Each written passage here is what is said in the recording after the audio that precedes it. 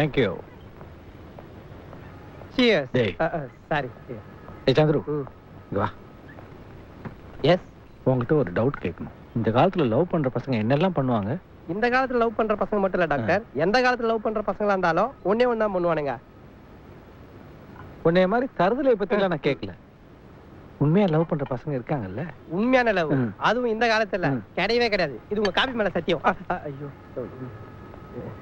Sorry doctor, உணர்ச்சி வசப்பட்டேன். நான் கேட்ட கேள்விக்கு நீ பதிலே சொல்லியா டாக்டர்? இந்த காலத்துல எவன் உண்மையா லவ் பண்றான்? அப்படி ஒருத்தன் லவ் பண்றானா அவன் பைத்தியமா தான் இருக்கணும். பைத்தியமா தான் இருக்கான். அந்த பொண்ணு மேல பைத்தியமா இருக்கான். எப்ப பார்த்தாலும் அவளை கட்டி பிடிச்சிக்கிட்டே இருக்கான். அந்த பொண்ணு எப்படி இருப்பா? ரொம்ப அழகா இருப்பா. அப்படின்னு அது உண்மையான லவ் தான் டாக்டர்.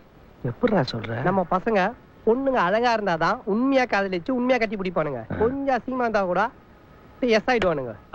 எனக்கு ஒரு டவுட் டாக்டர், அந்த கட்டி பிடிக்கிற பையன் நீங்க தானே? என்ன பார்த்தா உனக்கு அப்படியே தெரியுது?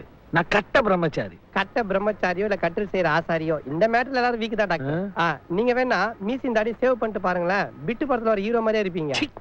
உன்கிட்ட போய் கேட்டேன்.